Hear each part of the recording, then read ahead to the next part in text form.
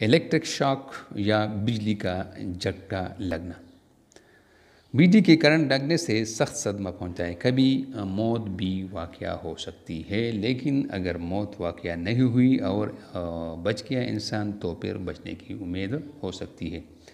इसके अलामात में ये हो सकता है कि जिस शख्स को बिजली का झटका लगे वो हंसो हरकत नहीं करता, अचानक गिर जाता है, सांस रुक जाता है, ब्लड प्रेशर गिर जाता है, जिस्म ठंडा और बेहोशी हो सकती है। और अगर ये अलामत जल्द हो और सीरियस केस हो तो मौत भी वाक़या हो सकती है।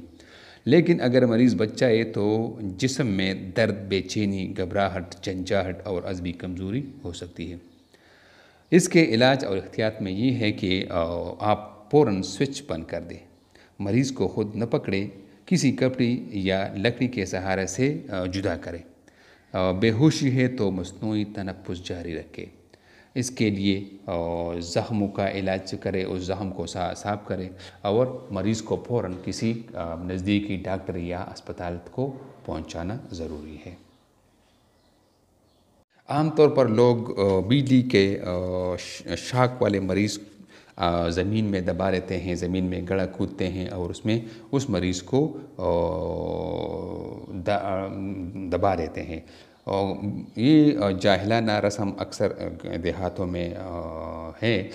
लोग समझते हैं कि इससे बिजली ज़मीन खींच लेती है, लेकिन ये सब मरीज़ को मरवाने वाली बातें हैं। मरीज़ को बस आपने, अगर मरीज़ बच गया है, उसमें सांस है, तो आप उसको जल्द अज जल्द अस्पताल डॉक्टर के पास ले जाना है, न कि ज़मीन में गाड़ना है। अगर ज़मीन में आपने गाड़ दिया और उस पर ऊपर से मिट्टी डाल दिया तो उसकी सांस आहिस्ता आहिस्ता आ रही होती है, लेकिन अगर आपने मिट्टी डाली ऊपर से तो वो फिर सांस नहीं ले सकेगा, बल्कि वो जो मामूली सांस उसमें चल रहा है वो भी बंद हो जाएगा।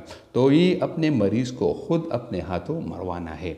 इसलिए आपको जल्द अज जल्द अपने मरीज़ को अस्पताल ले जाना है। बल्कि ये बात भूलिए कि ज़मीन इंसान से बिजली खींच लेता है, बिल्कुल नहीं है। ये बिल्कुल जाहिलाना रस्म है, जाहिलाना इलाज है, इसको आज से भूलिए।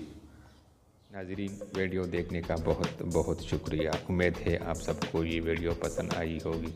अगर आपने अभी तक हमारी चैनल को सब्सक्राइब नहीं किया है तो इसको ज़रूर सब्सक्राइब कीजिए, ताकि आपको बर वक्त मालूमाती वीडियोस हासिल हो सके।